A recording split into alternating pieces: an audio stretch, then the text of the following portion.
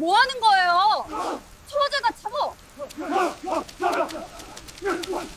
폭우가 쏟아지는 밤, 재개발 구역 골목에서 비명이 터져 나왔습니다.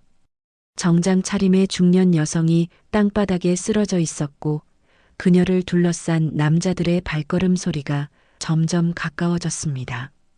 여성의 손에는 작은 USB 하나가 꽉 쥐어져 있었습니다. 제발, 떨리는 목소리였습니다. 하지만 남자들은 멈추지 않았습니다. 바로 그때 누군가 골목 입구에서 소리쳤습니다. 거기 뭐 하는 거예요? 젊은 여성의 목소리였습니다. 편의점 유니폼을 입은 20대 중반쯤 되어 보이는 여성이었습니다.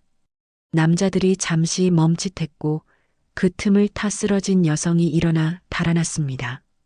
이 짧은 순간이 두 사람의 운명을 완전히 바꿔놓을 줄 그때는 아무도 몰랐습니다. 이 이야기가 궁금하시다면 잠시만 구독 버튼을 눌러주세요. 평범해 보이는 사람들 속에 숨겨진 놀라운 진실을 매일 여러분께 전해드립니다. 그날 밤은 유난히 비가 많이 내렸습니다. 이지아는 편의점 야간 근무를 마치고 집으로 향하던 중이었습니다. 옥탑방까지 올라가려면 아직 한참을 걸어야 했습니다. 재개발이 예정된 낡은 골목을 지나가는데 이상한 소리가 들렸습니다. 비명 같기도 하고 신음 같기도 한 소리였습니다. 지아는 잠시 망설였습니다.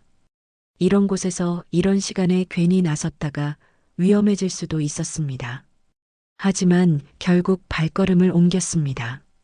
골목 안쪽으로 들어서자 정장 차림의 여성이 여러 명의 남자들에게 둘러싸여 있었습니다. 여성은 무언가를 손에 꽉 쥐고 있었고 남자들은 그것을 빼앗으려는 듯 보였습니다. 지아는 순간적으로 판단했습니다. 직접 막을 수는 없었습니다. 대신 큰 소리로 외쳤습니다. 거기 뭐 하는 거예요? 경찰 불렀어요. 거짓말이었습니다. 하지만 효과는 있었습니다. 남자들이 잠깐 동요했고 그 틈에 여성이 일어나 달려나왔습니다. 지아는 여성의 팔을 잡고 함께 뛰기 시작했습니다. 이쪽으로요. 둘은 미로 같은 골목을 정신없이 달렸습니다. 뒤에서 추격하는 발소리가 들렸지만 점점 멀어졌습니다.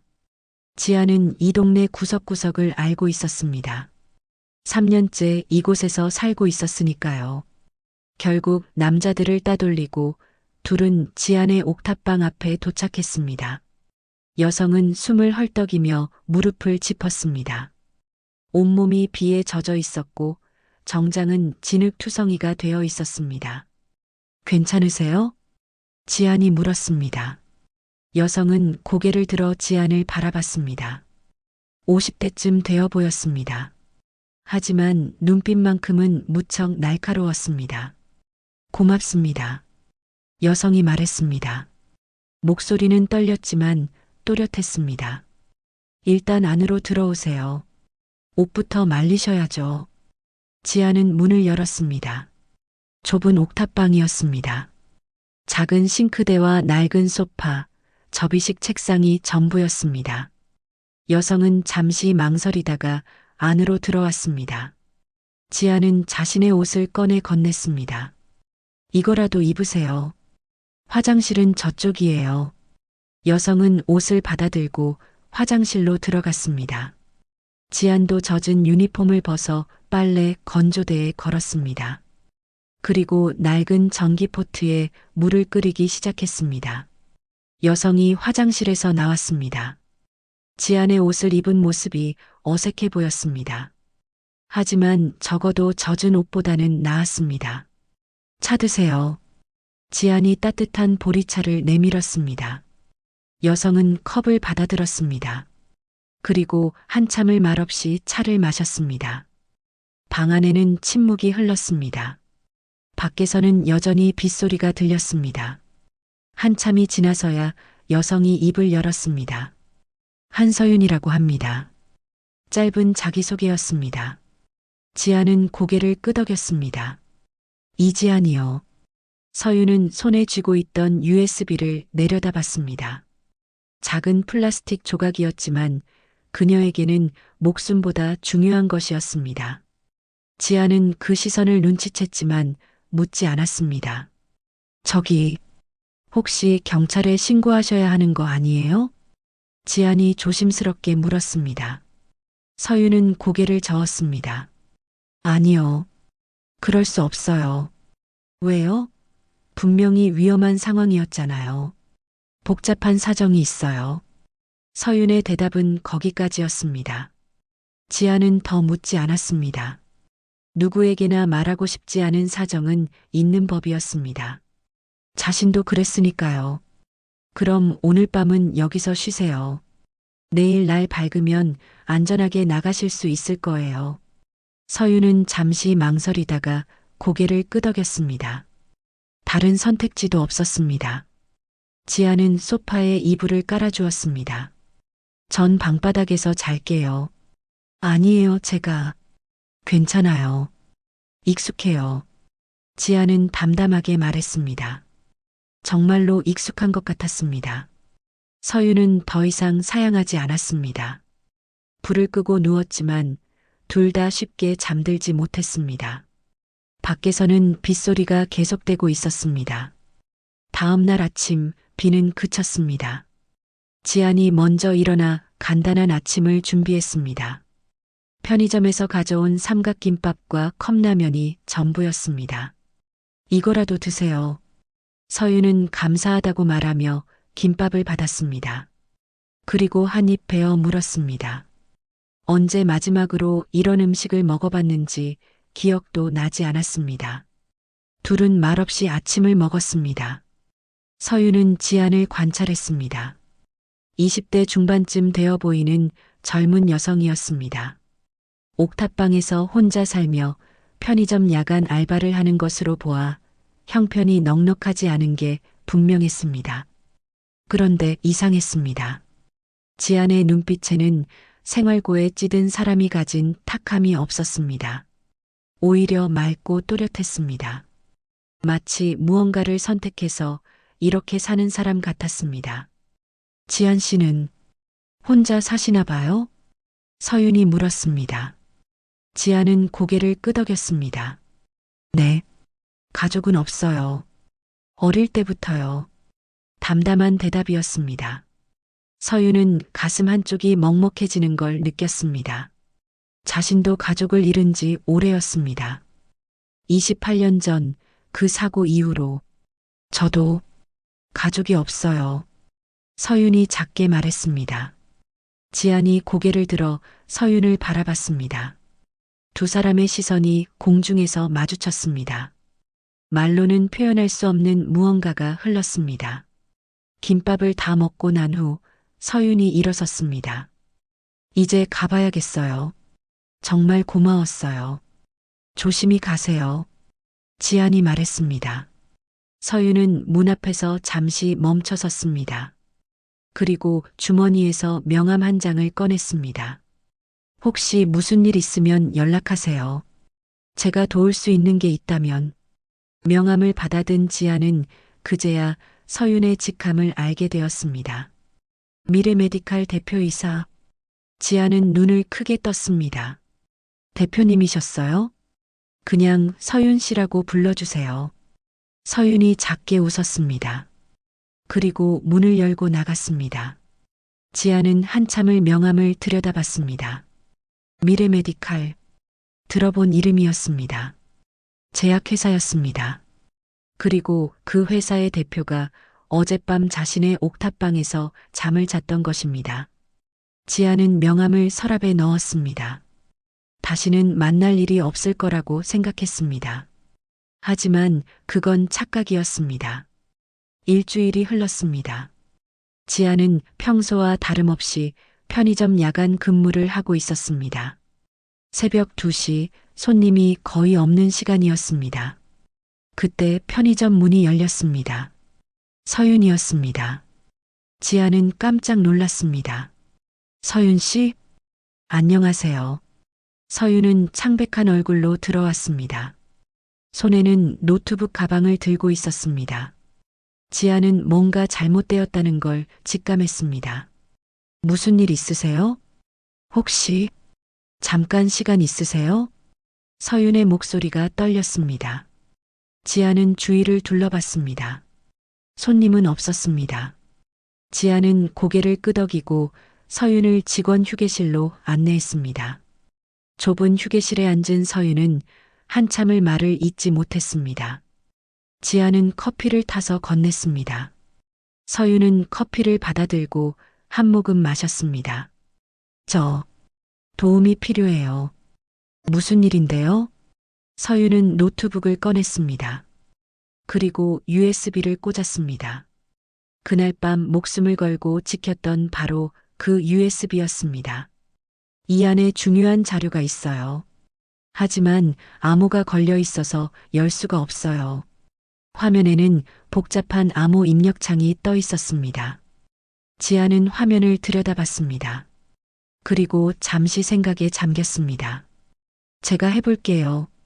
지안이 말했습니다. 서윤은 의아한 표정을 지었습니다. 하지만 지안은 이미 키보드 앞에 앉아 있었습니다. 지안의 손이 키보드 위를 빠르게 움직였습니다. 서윤은 그 모습을 지켜봤습니다. 편의점 알바생의 손놀림이라고 보기에는 너무나 능숙했습니다. 10분쯤 지났을까? 갑자기 화면이 바뀌었습니다. 암호가 풀린 것입니다. 서윤은 믿을 수 없다는 표정으로 화면을 바라봤습니다. 어떻게 예전에 배운 적이 있어요. 지안이 담담하게 말했습니다. 더 이상의 설명은 없었습니다. 서윤은 묻지 않았습니다. 화면에는 수많은 파일들이 나타났습니다. 서윤은 그 중 하나를 열었습니다. 임상시험 데이터였습니다. 그리고 그 안에는 충격적인 내용들이 담겨 있었습니다. 서윤의 얼굴이 점점 굳어졌습니다. 지아는 옆에서 그 모습을 지켜봤습니다. 무슨 내용인지는 정확히 알 수 없었지만 심각한 문제라는 것만큼은 확실했습니다. 이건 안 돼. 서윤이 중얼거렸습니다. 손이 떨리기 시작했습니다. 지아는 서윤의 어깨에 손을 올렸습니다. 괜찮으세요? 서윤은 고개를 들어 지안을 바라봤습니다. 눈에는 눈물이 맺혀 있었습니다. 사람들이 죽었어요. 그리고 회사는 그걸 숨겼어요. 지안은 아무 말도 할 수 없었습니다. 다만 서윤의 어깨를 토닥였을 뿐입니다. 한참 후에야 서윤이 진정했습니다. 그리고 파일들을 하나씩 복사하기 시작했습니다. 지아는 옆에서 묵묵히 지켜봤습니다. 복사가 끝난 후 서윤이 입을 열었습니다. 지안 씨, 혹시 저녁 먹을 시간 있으세요? 내일. 아니, 오늘 저녁에요. 네. 보답하고 싶어요. 2번이나 도움을 받았으니까. 지아는 잠시 망설이다가 고개를 끄덕였습니다. 서윤은 처음으로 작게 웃었습니다. 그럼 6시에 회사 앞에서 만나요. 주소 문자로 보내드릴게요. 서윤은 노트북을 챙겨 일어섰습니다. 그리고 문을 나서기 전에 한 번 더 고개를 숙였습니다. 정말 고마워요. 지아는 손을 흔들어 답했습니다. 서윤이 나간 후 지아는 한참을 생각에 잠겼습니다. 평범한 만남이 아니라는 걸 느꼈습니다. 그날 저녁 지아는 약속 장소로 갔습니다. 서윤은 근처 한식당을 예약해 두었습니다. 조용하고 아늑한 곳이었습니다. 주문은 제가 할게요. 서윤이 말했습니다. 그리고 메뉴를 보며 주문을 했습니다. 음식이 나오고 둘은 식사를 시작했습니다. 지안이 젓가락을 들었습니다. 왼손으로요. 서윤의 손이 순간 멈췄습니다. 눈이 지안의 손에 고정되었습니다. 왼손잡이세요? 서윤의 목소리가 떨렸습니다. 지안은 고개를 끄덕였습니다. 네, 어릴 때부터요. 서윤은 젓가락을 놓았습니다. 얼굴이 창백해졌습니다. 지아는 이상함을 느꼈습니다. 괜찮으세요? 아, 아니에요. 잠깐. 서윤은 일어나 화장실로 갔습니다. 거울 앞에 선 서윤은 자신의 얼굴을 바라봤습니다. 심장이 미친 듯이 뛰고 있었습니다. 왼손잡이. 그 아이도 왼손잡이였습니다. 28년 전 그 작은 손도 왼쪽이었습니다. 하지만 말이 안 됐습니다. 그 아이는 죽었습니다. 그날 사고에서 남편과 함께 서윤은 찬물로 얼굴을 씻었습니다. 진정하라고 자신에게 말했습니다. 우연일 뿐이라고.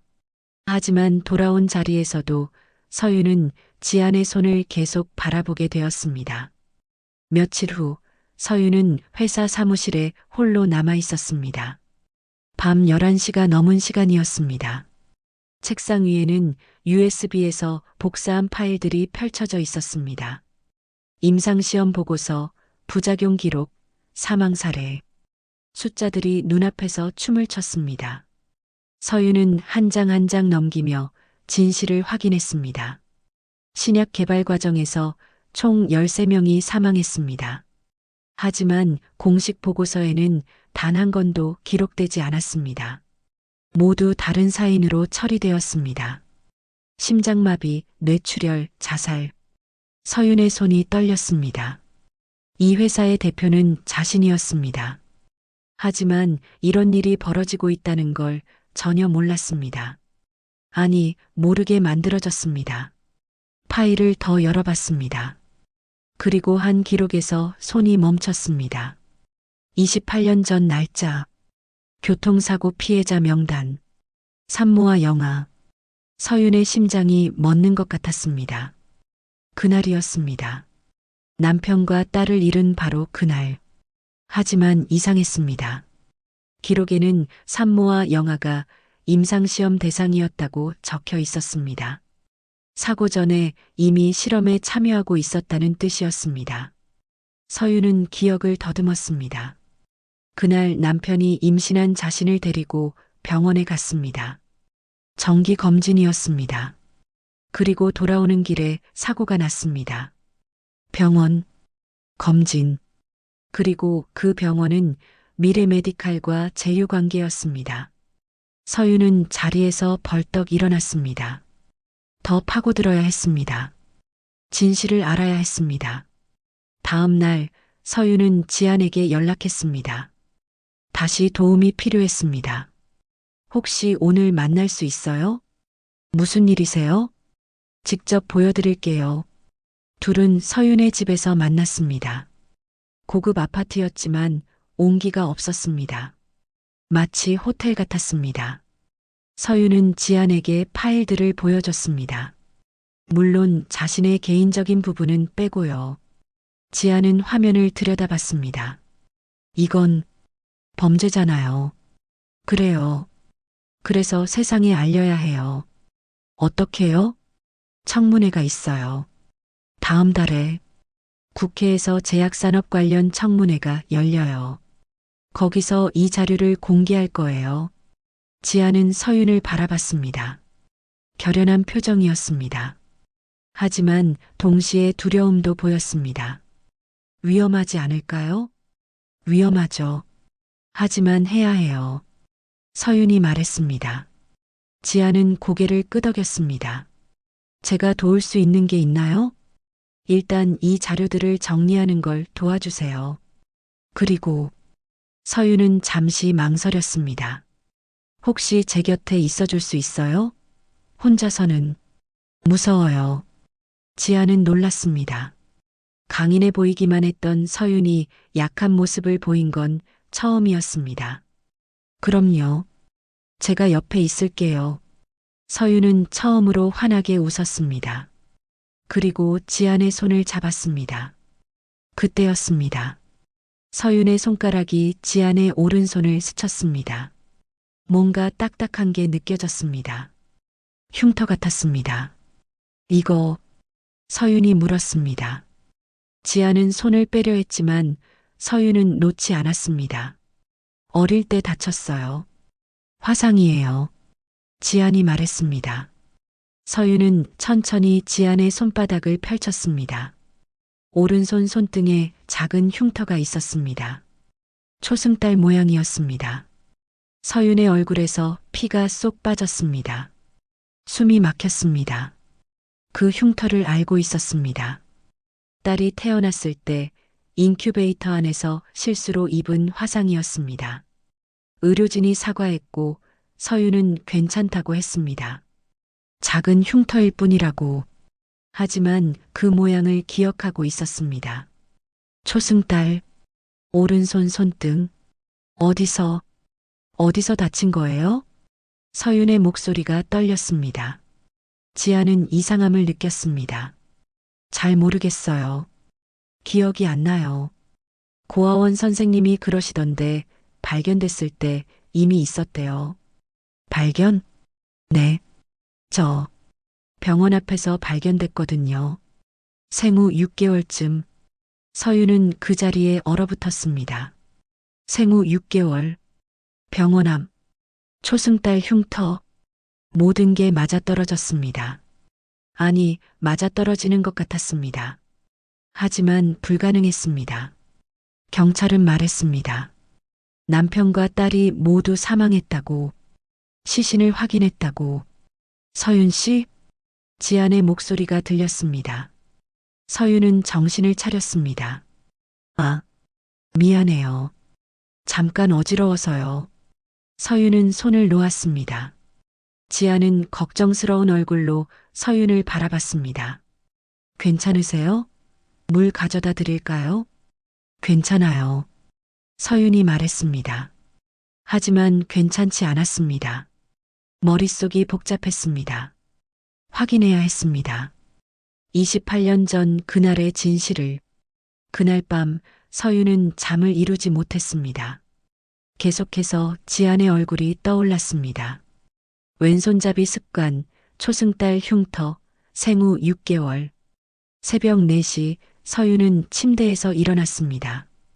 서재로 가서 오래된 상자를 꺼냈습니다. 28년 동안 열어보지 못했던 상자였습니다. 안에는 사진들이 있었습니다.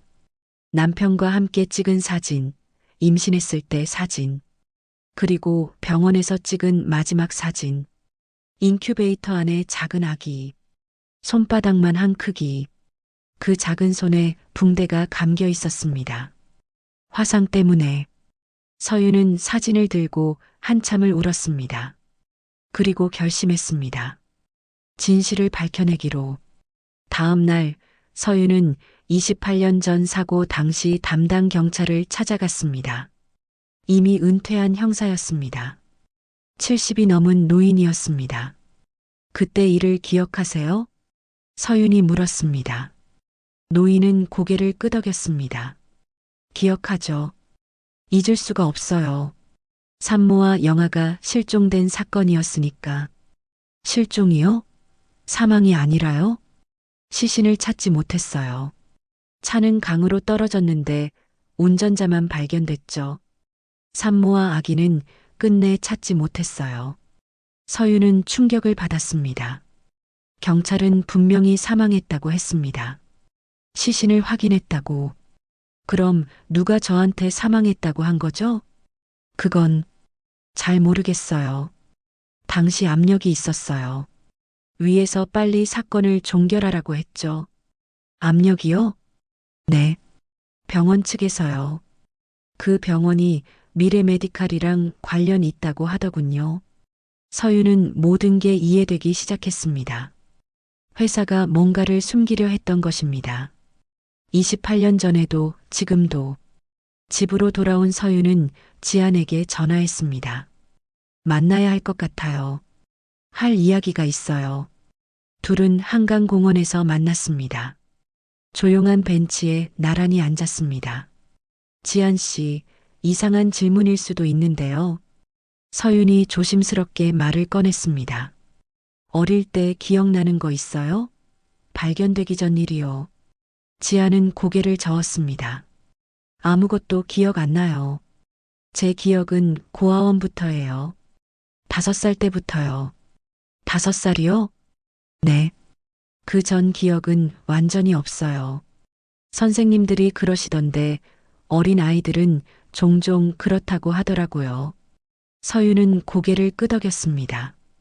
그리고 한참을 말없이 강물을 바라봤습니다. 지안 씨는 자신의 부모님이 누군지 알고 싶어요? 지안은 놀란 표정으로 서윤을 바라봤습니다. 갑작스러운 질문이었습니다. 가끔은요. 하지만 알 수 없잖아요. 그래서 생각 안 하려고 해요. 만약 알 수 있다면요? 왜 그러세요? 혹시 뭔가 알아내신 거예요? 서윤은 말하려다가 멈췄습니다. 아직 확신이 없었습니다. 확인되지 않은 추측으로 지안에게 희망을 주고 싶지 않았습니다. 아니에요. 그냥 궁금해서요. 하지만 지안은 뭔가를 눈치챈 것 같았습니다. 서윤 씨, 저한테 뭔가 숨기는 거 있죠? 서윤은 지안의 눈을 피했습니다. 지안은 서윤의 손을 잡았습니다. 말해주세요. 저도 알 권리가 있어요. 서윤은 한참을 망설이다가 입을 열었습니다. 저 28년 전에 딸을 잃었어요. 교통사고로요. 생후 6개월이었어요. 지아는 숨을 죽였습니다. 그 아이도 왼손잡이였어요. 그리고 오른손에 화상 흉터가 있었어요. 초승달 모양이요. 지안의 눈이 커졌습니다. 서윤은 계속했습니다. 하지만 오늘 알았어요. 시신이 발견되지 않았다는 걸, 누군가 실종을 사망으로 조작했다는 걸요. 그게 저랑 무슨 상관이에요? 지안의 목소리가 떨렸습니다. 이미 알고 있었습니다. 하지만 믿고 싶지 않았습니다. 지안 씨는 생후 6개월에 병원 앞에서 발견됐어요. 왼손잡이고 오른손에 초승달 흉터가 있어요. 그리고 서윤은 가방에서 사진을 꺼냈습니다. 인큐베이터 안에 아기 사진이었습니다. 이게 제 딸이에요. 이름은 이하은. 지아는 사진을 받아들었습니다.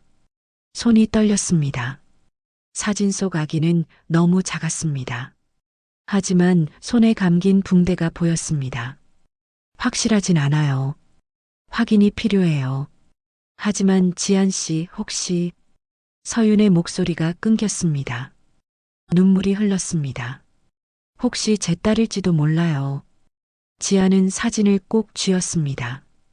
가슴 속에서 뭔가가 무너지는 것 같았습니다. 평생 꿈꿔왔던 순간이었습니다. 부모님을 만나는 순간. 하지만 이렇게 올 줄은 몰랐습니다. 저, 어떻게 해야 해요? 지안이 물었습니다. 서윤은 지안의 손을 잡았습니다. 검사를 해야 해요. 혈액 검사요. 그러면 확실히 알 수 있어요. 지안은 고개를 끄덕였습니다. 두 사람은 한참을 그렇게 앉아 있었습니다. 손을 맞잡은 채로 검사 결과가 나오기까지는 일주일이 걸렸습니다. 가장 긴 일주일이었습니다. 서윤은 일도 손에 잡히지 않았습니다. 지안도 마찬가지였습니다. 그 사이 서윤은 더 많은 걸 알아냈습니다. 28년 전 교통사고는 단순한 사고가 아니었습니다. 누군가 계획한 일이었습니다. 당시 서윤의 남편은 미래메디칼 연구원이었습니다. 그리고 임상시험의 문제점을 발견했습니다. 회사에 보고하려 했지만 막혔습니다. 그래서 외부에 알리려 했습니다. 바로 그날 사고가 났습니다. 서윤은 USB 파일을 더 깊이 파고들었습니다. 그리고 발견했습니다. 남편의 이름이 적힌 내부 고발 문서를. 하지만 문서는 제출되지 못했습니다. 사고가 먼저 일어났으니까요. 모든 게 연결되었습니다. 회사는 남편을 제거했습니다.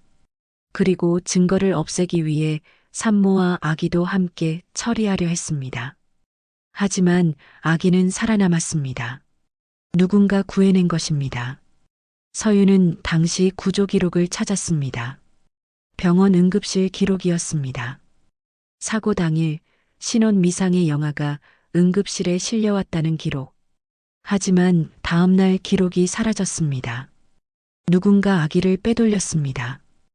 그리고 다른 병원 앞에 두었습니다. 미래메디칼과 무관한 병원에 서윤은 전율했습니다. 누군가 자신의 딸을 구해준 것입니다. 누가 왜 그랬는지는 몰랐습니다. 하지만 그 덕분에 딸이 살아 있었습니다. 드디어 검사 결과가 나왔습니다.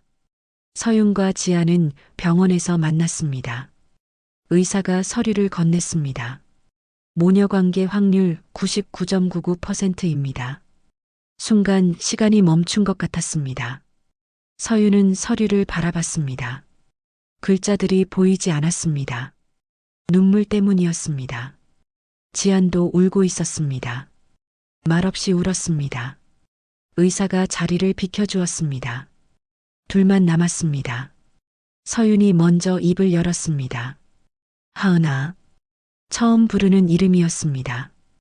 28년 만에 지아는 고개를 들어 서윤을 바라봤습니다. 눈물로 범벅이 된 얼굴이었습니다. 엄마. 그 한마디에 서윤이 무너졌습니다. 지안을 꽉 안았습니다. 지안도 서윤을 안았습니다. 둘은 한참을 울었습니다. 28년.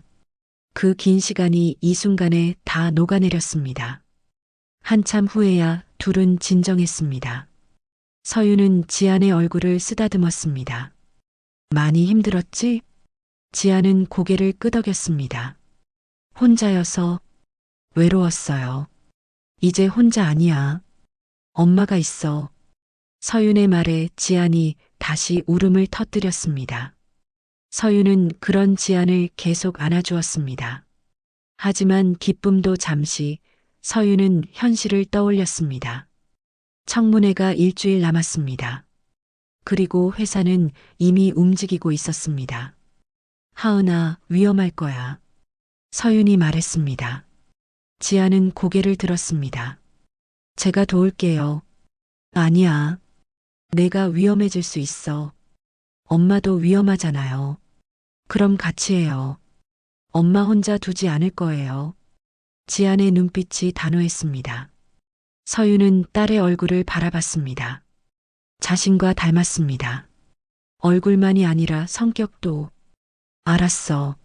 하지만 조심해야 해. 네. 둘은 다시 포옹했습니다. 이번에는 울지 않았습니다.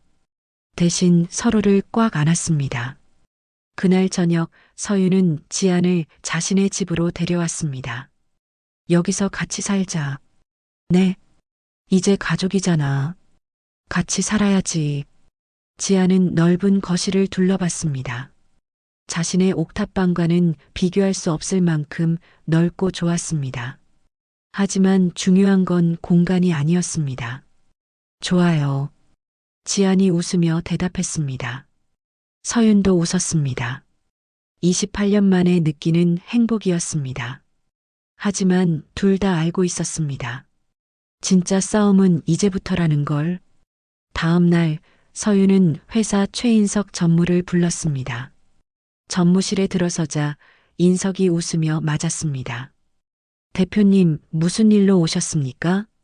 청문회 증인으로 나갈 겁니다. 인석의 얼굴이 굳었습니다. 대표님, 그건 회사가 저지른 일들을 다 밝힐 겁니다. 임상 조작, 사망 은폐, 그리고 28년 전 사건까지.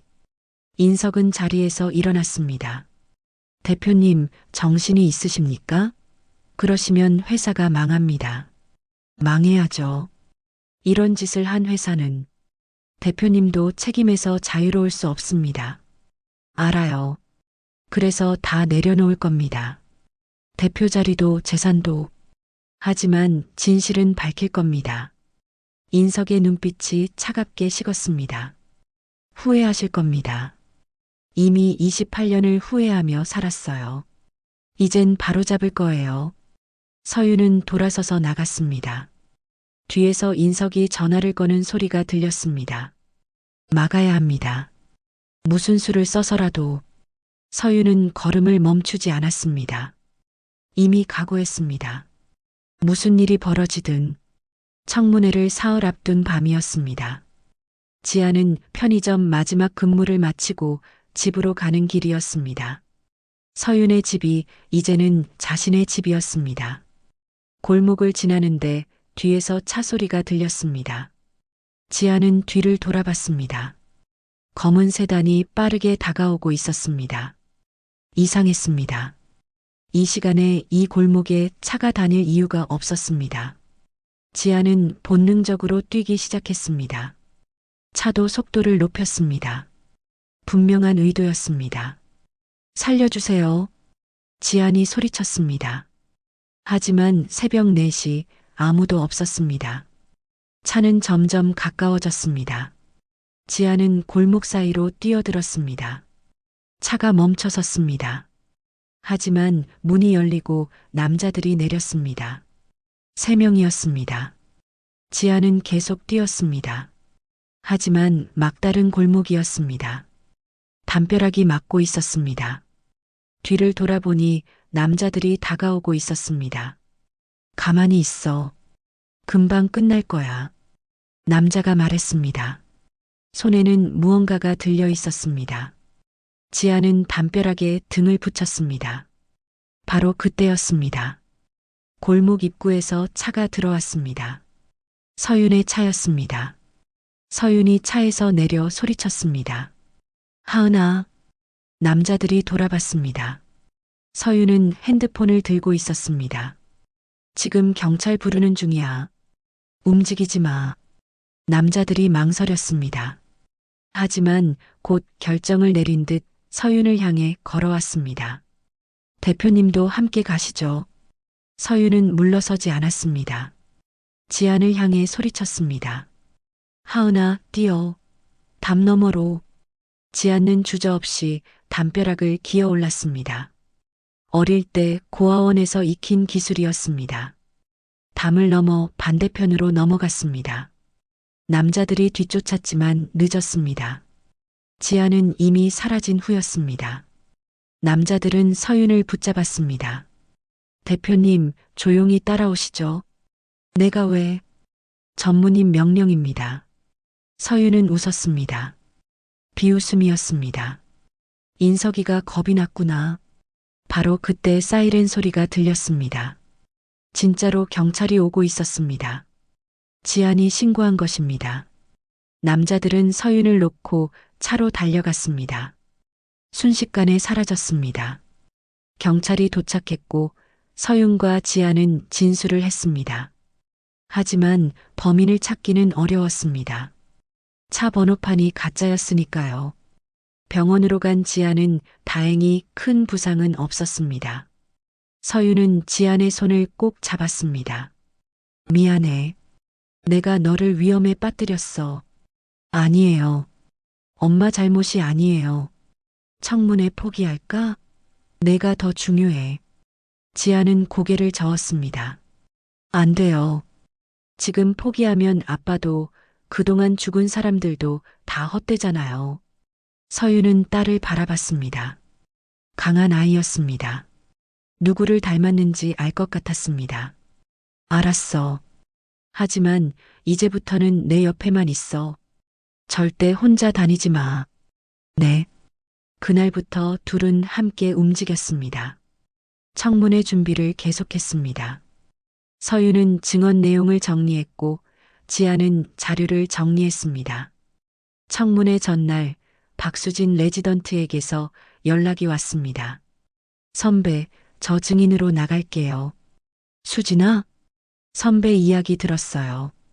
그리고 제가 할 수 있는 게 있어요. 선배 혈액 검사 기록이 저한테 있거든요. 수진은 지안이 의대 다닐 때 후배였습니다. 지금은 소아과 레지던트였습니다. 그리고 우연히 지안의 혈액형을 알고 있었습니다. 희귀 혈액형이잖아요. AB형 RH-, 28년 전 기록이랑 일치해요. 서윤은 수진의 말에 눈물을 흘렸습니다. 또 하나의 증거였습니다. 고마워, 수진아. 당연하죠. 선배 도와야죠. 드디어 청문회 당일이 왔습니다. 서윤과 지아는 국회로 향했습니다. 수많은 기자들이 기다리고 있었습니다. 청문회장 안은 긴장감으로 가득했습니다. 서윤은 증인석에 앉았습니다. 지아는 방청석에 있었습니다. 국회의원이 질문을 시작했습니다. 미래메디칼의 신약 임상시험에 문제가 있다고 하셨는데 구체적으로 설명해 주시겠습니까? 서윤은 준비한 자료를 꺼냈습니다. 그리고 차분하게 설명하기 시작했습니다. 임상시험 데이터 조작, 부작용 은폐, 사망 사례 축소, 하나하나 증거와 함께 공개했습니다. 청문회장이 술렁였습니다. 기자들의 카메라 셔터 소리가 요란했습니다. 최인석 전무는 증인석 옆자리에 앉아 있었습니다. 얼굴이 창백했습니다. 거짓말입니다. 증거가 없잖습니까? 인석이 소리쳤습니다. 서윤은 침착하게 USB를 건넸습니다. 여기 다 있습니다. 회사 내부 자료입니다. 의원들이 자료를 확인하기 시작했습니다. 인석은 무너져 내렸습니다. 바로 그때 수진이 증인으로 불려 나왔습니다. 저는 서울대학교 병원 소아과 레지던트 박수진입니다. 수진은 차분하게 증언했습니다. 28년 전 영아의 혈액형 기록, 그리고 지금 지안의 혈액형, 둘이 일치한다는 사실, 혈액형이 일치하는 것만으로는 부족합니다. 하지만 모녀관계 유전자 검사 결과도 있습니다. 99.99%입니다. 청문회장이 다시 술렁였습니다. 이번에는 더 크게. 서윤은 자리에서 일어났습니다. 그리고 말했습니다. 제 딸의 이름은 이하은입니다. 28년 전 교통사고로 잃었다고 알고 있었습니다. 하지만 살아 있었습니다. 회사가 숨긴 겁니다. 방청석에서 지안이 일어났습니다. 모든 시선이 지안에게 쏠렸습니다. 서윤과 지안은 서로를 바라봤습니다. 눈물이 흘렀습니다. 진실이 드러나는 순간이었습니다. 청문회가 끝난 후 최인석 전무는 현장에서 체포되었습니다. 증거가 명확했습니다. 임상 데이터 조작, 살인 교사, 증거인멸, 모든 혐의가 확인되었습니다. 인석은 끌려가면서 서윤을 노려봤습니다. 후회하게 될 겁니다. 서윤은 대답하지 않았습니다. 이미 28년을 후회하며 살았습니다. 이제는 후회하지 않을 것입니다. 검찰 조사가 시작되었습니다. 미래메디칼 내부 조사도 진행되었습니다. 그 과정에서 더 많은 진실이 드러났습니다. 28년 전 교통사고, 실제로는 고의적인 살인 시도였습니다. 회사 측에서 브레이크를 조작했습니다. 내부 고발을 막기 위해서였습니다. 하지만 아기는 살아남았습니다. 그리고 누군가 아기를 구해냈습니다. 조사 결과 당시 응급실에 있던 간호사였습니다. 그 간호사는 이미 세상을 떠난 후였습니다. 하지만 남긴 일기장이 있었습니다. 거기에 모든 게 적혀 있었습니다. 회사 사람들이 아기를 없애려 했다. 차마 그럴 수 없었다. 다른 병원 앞에 아기를 두고 왔다. 미안하다. 하지만 이게 최선이었다. 서윤은 그 일기를 읽으며 울었습니다. 이름도 모르는 그 간호사에게 감사했습니다. 그녀가 아니었다면 지아는 살아남지 못했을 것입니다. 검찰은 당시 회사 임원들도 모두 소환했습니다. 대부분 이미 은퇴했지만 책임을 피할 수는 없었습니다. 재판이 시작되었습니다.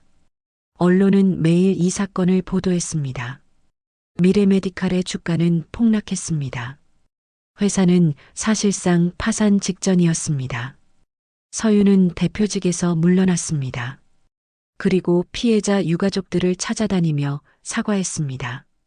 회사의 모든 재산을 보상금으로 내놓았습니다.